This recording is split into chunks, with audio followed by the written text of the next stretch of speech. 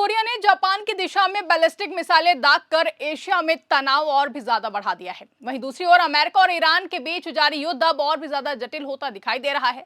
इस संघर्ष में रूस पहले ही खुलकर ईरान के साथ खड़ा दिखाई दे रहा है। ऐसे में अंतर्राष्ट्रीय राजनीति का समीकरण तेजी से बदलता नजर आ रहा है। अमेरिकी राष्ट्रपति डोनाल्ड ट्रंप से भी अब उनके ही देश के पत्रकार लगातार सवाल कर रहे हैं कि रूस और व्लादिमीर पुतिन को लेकर उनकी रणनीति आखिर क्या है, क्योंकि जिस तरह से रूस युद्ध के दौरान ईरान की मदद कर रहा है उसने अमेरिका की चिंता बढ़ा दी है। रिपोर्ट्स के मुताबिक रूस ईरान को अलग अलग स्तर पर सहयोग दे रहा है और इसी समर्थन के चलते अब अमेरिका दबाव में आ गया है। ईरान के विदेश मंत्री भी खुलकर ये कह चुके हैं कि इस संघर्ष में उन्हें रूस से सबसे ज्यादा सहयोग मिल रहा है। वहीं रूस भी अब सीधे तौर पर अमेरिका को चेतावनी देता दिखाई दे रहा है। रूस का कहना है कि अगर अमेरिका ईरान को हराने की सोच भी रहा है तो यह आसान नहीं होगा, क्योंकि मॉस्को तेहरान के साथ मजबूती से खड़ा है। रूस ने यह भी तर्क दिया है कि पिछले कई सालों से अमेरिका यूक्रेन के साथ जिस तरह खड़ा रहा है, उसी तरह अगर रूस ईरान का साथ दे रहा है तो उसमें अमेरिका को आपत्ति क्यों होनी चाहिए। इन सब घटनाओं के बीच अब सबसे बड़ा सवाल यही उठ रहा है कि क्या यह संघर्ष आगे चलकर अमेरिका और रूस के बीच सीधी टकराव की शक्ल ले सकता है। रूस की खुली एंट्री ने इस युद्ध को और भी ज्यादा खतरनाक बना दिया है। ऐसे में क्या यह जंग ट्रंप के लिए भारी पड़ रही है और क्या वो इससे निकलने का रास्ता तलाश रहे हैं? इसी बड़े सवाल पर आज की अपनी से स्पेशल रिपोर्ट में करेंगे चर्चा। नमस्कार, मैं आकांक्षा और आप देख रहे हैं 4 PM न्यूज नेटवर्क। दोस्तों, पश्चिम एशिया में ईरान के खिलाफ अमेरिका की सैन्य कार्रवाई के बाद हालात तेजी से बदल गए हैं। जो युद्ध शुरुआत में केवल 2 देशों के बीच दिखाई दे रहा था, अब वो धीरे धीरे कई बड़ी शक्तियों को अपनी तरफ खींचता नजर आ रहा है। रूस ने तो संघर्ष शुरू होते ही ये संकेत दे दिया था कि वो ईरान को अकेला नहीं छोड़ेगा। मॉस्को की तरफ से साफ संदेश दिया गया कि अमेरिका को इस जंग में आसानी से जीत हासिल नहीं करने दी जाएगी। धीरे धीरे सामने आ रही रिपोर्ट्स भी इसी बात की ओर इशारा कर रही हैं। वहीं कुछ अंतर्राष्ट्रीय मीडिया रिपोर्ट में यह दावा किया गया है कि रूस ईरान को ऐसी खुफिया जानकारी दे रहा है जिससे ईरान अमेरिकी ठिकानों को ज्यादा सटीक तरीके से निशाना बना पा रहा है। बताया जा रहा है कि मिडिल ईस्ट में तैनात अमेरिकी सैन्य ठिकानों, युद्धपोतों और विमानों की गतिविधियों से जुड़ी सूचनाएं ईरान तक पहुंचाई जा रही हैं। इस सूचनाओं के आधार पर ईरान ड्रोन और मिसाइल हमले कर रहा है, जिससे अमेरिका को लगातार नुकसान झेलना पड़ रहा है। दरअसल आज की आधुनिक जंग अब पारंपरिक युद्ध जैसी नहीं रह गई है। टैंकों की भिड़ंत या आसमान में लड़ाकू विमानों का डॉग फाइट अब युद्ध का मुख्य चेहरा नहीं रही है, बल्कि आधुनिक युद्ध का सबसे बड़ा हथियार है सूचना और तकनीक। Radar, satellite field, encrypted data और रियल टाइम लोकेशन अब युद्ध की दिशा तय कर रहे हैं। यानी अगर किसी देश के पास दुश्मन की गतिविधियों की सटीक जानकारी है तो वो दूर बैठे ही ड्रोन या मिसाइल से हमला कर सकता है। ऐसे में अगर रूस सचमुच ईरान को इस तरह की खुफिया जानकारी दे रहा है तो ये अमेरिका के लिए बड़ी चुनौती बन सकती है। मॉस्को के लिए ये केवल रणनीतिक सहयोग नहीं बल्कि एक तरह से जवाब भी माना जा रहा है, क्योंकि पिछले कुछ सालों में अमेरिका ने यूक्रेन को लगातार खुफिया और सैन्य जानकारी दी है, जिसका इस्तेमाल रूसी ठिकानों को निशाना बनाने में हुआ है। कई बार तो ये खबर भी सामने आई है कि रूसी नेतृत्व से जुड़े संवेदनशील स्थानों तक को निशाना बनाने की कोशिश की गई है। इसलिए अब रूस परोक्ष तरीके से उसी रणनीति को उलटकर इस्तेमाल कर रहा है।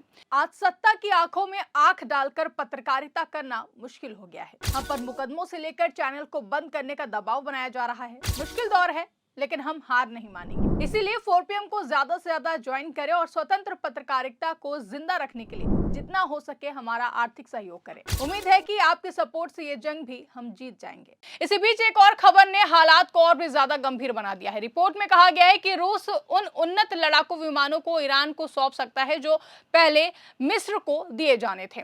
ये विमान अत्याधुनिक माने जाते हैं और इन्हें पश्चिमी देशों के उन्नत लड़ाकू विमानों का मुकाबला करने के लिए डिजाइन किया गया है। अगर ऐसा होता है तो ये सीधे सीधे अमेरिका की सैन्य बढ़त को चुनौती देने वाला कदम माना जाएगा। इन खबरों के सामने आने के बाद वॉशिंगटन में भी बेचैनी साफ दिखाई दे रही है। अमेरिकी प्रशासन की ओर से रूस को लेकर सख्त बयान आने लगे हैं। अमेरिका ने साफ किया है कि वो इस पूरे घटनाक्रम पर नजर रख रहा है और किसी भी तरीके से किसी भी तीसरे देश के इस संघर्ष में शामिल होने को लेकर चिंतित है। अमेरिका के रक्षा नेतृत्व की ओर से भी बयान सामने आया है, जिसमें कहा गया है कि रूस की गतिविधियों को गंभीरता से देखा जा रहा है। साथ में यह भी बताया गया कि अमेरिकी राष्ट्रपति और रूसी राष्ट्रपति के बीच बातचीत हुई थी, जिसमें यह संदेश देने की कोशिश की गई है कि पश्चिम एशिया के इस संघर्ष में अन्य शक्तियों की दखल अंदाजी स्थिति को और भी ज्यादा जटिल बना सकती है। लेकिन जमीन पर जो संकेत मिल रहे हैं वो बताते हैं कि रूस पीछे हटने के मूड में बिल्कुल भी नहीं है। मॉस्को की तरफ से कई बार कहा गया कि ईरान उसका महत्वपूर्ण साझेदार है और वो उसे अकेला नहीं छोड़ेगा। रूसी नेतृत्व के करीबी अधिकारियों ने भी संकेत दिया है कि सहयोग जारी रहेगा और इस मुद्दे पर रूस अपने रुख से पीछे नहीं हटेगा। इसी दौरान एशिया में भी एक नई हलचल देखने को मिली है। उत्तर कोरिया ने अचानक कई बैलिस्टिक मिसाइलों का परीक्षण किया है जो कि जापान के समुद्री क्षेत्र के पास जाकर गिरी हैं। ये कदम दोस्तों ऐसे समय में उठाया गया है जब पहले से ही वैश्विक तनाव चरम पर है, इसलिए इसे केवल मिसाइल परीक्षण नहीं बल्कि एक रणनीतिक संदेश के तौर पर भी देखा जा रहा है। इसे लेकर विश्लेषकों का मानना है कि अगर एशिया प्रशांत क्षेत्र में भी तनाव बढ़ता है तो अमेरिका के सामने दो मोर्चों पर दबाव बन सकता है। एक तरफ मिडिल ईस्ट में ईरान के साथ संघर्ष और दूसरी तरफ पूर्वी एशिया में उत्तर कोरिया, चीन और क्षेत्रीय सुरक्षा का सवाल। दरअसल अमेरिका की सैन्य रणनीति का एक बड़ा हिस्सा जापान और दक्षिण कोरिया की सुरक्षा से जुड़ा हुआ है।